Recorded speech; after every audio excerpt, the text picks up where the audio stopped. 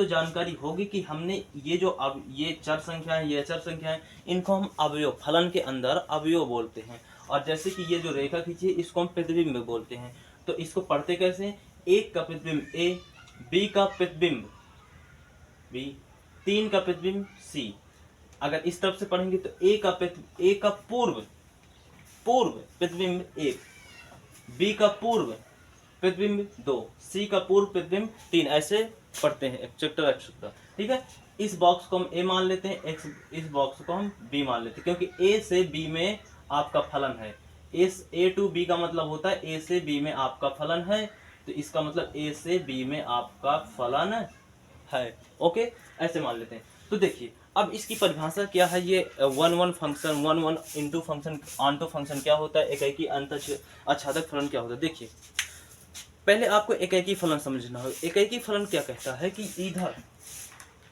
इधर कोई भी अवयव ऐसा नहीं हो जिसका प्रतिबिंब ना हो, यानी कि इधर कोई भी अवयव नहीं, यानी कि ए वाले बॉक्स में कोई भी ऐसा अवयव नहीं बचना चाहिए जिसका प्रतिबिंब ना बना हो। कहने का मतलब कि ए के सभी अवयवों का प्रतिबिंब होना ही चाहिए, और कोई भी अवयव इधर बिना प्रतिबिंब के नहीं होना चाहिए। ये एकाकी फलन होता है।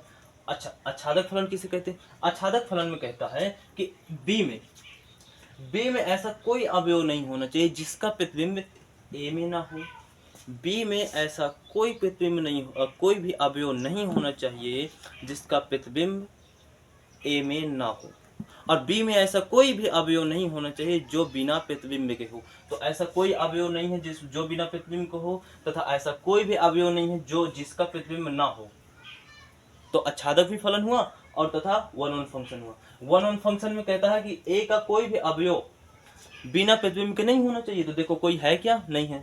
और भी अच्छा एक और आच्छादक क्या कहता है? बी का कोई भी प्रतिबिंब, बी का कोई भी अवयव बिना प्रतिबिंब के नहीं होना चाहिए। तो देखो बी का भी कोई अवयव नहीं है जो बिना प्रतिबिंब के हो, इसलिए ये आच्छादक फलन हो गया, इसलिए ये आच्छादक फलन हो गया। ठीक है, अगर हम डीपली समझे, सरल शब्दों में समझे, तो जैसे हम इस तरफ के अवयवों को मान लेते हैं मदर, और इस तरफ के अवयवों को मान लेते हैं चाइल्ड।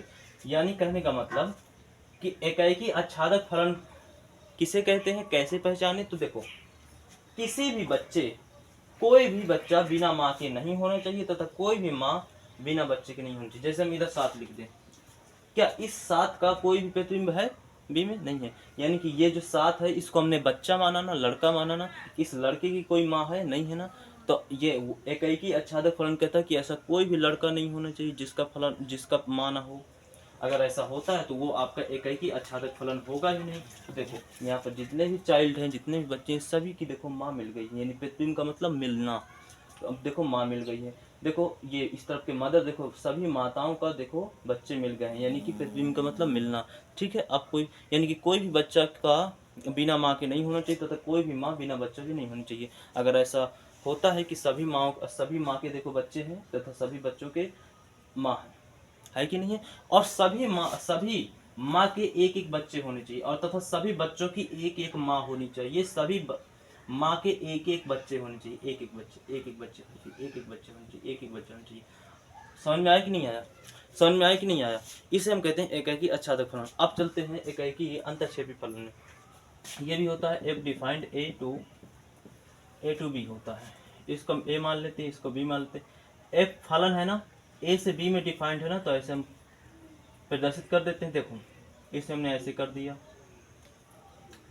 ऐसे कर दिया। ठीक है, कोई कंफ्यूजन नहीं होनी चाहिए, कोई कंफ्यूजन नहीं होनी चाहिए, कोई कंफ्यूजन नहीं होनी चाहिए। ओके, ठीक है।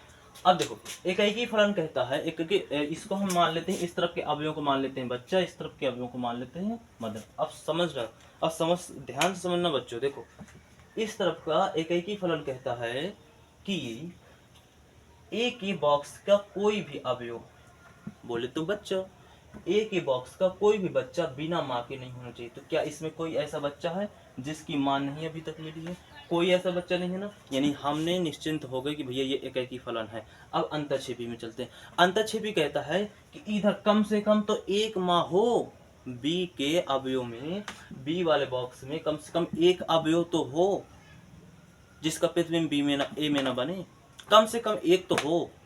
उससे ज़्यादा हो सकता है, लेकिन कम से कम एक होना चाहिए। कहने का मतलब कम से कम इधर एक माँ तो हो जिसका बच्चा न मिला हो, ये अंतःक्षेपी कहता है। तो देखो यहाँ पर आपको जी मिल जाएगा, यहाँ पर आपको ई मिल जाएगा।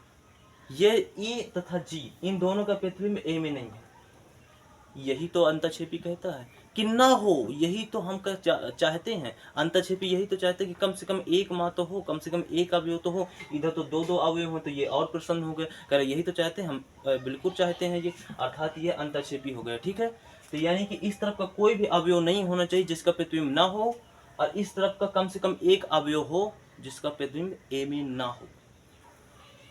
यानी कि कोई भी बच्चा नहीं होना चाहिए जिसकी माँ ना मिली हो, और इधर कम से कम एक माँ हो जिसका बच्चा ना मिला, उसको हम एकाएकी अंतःक्षेपी कहते हैं।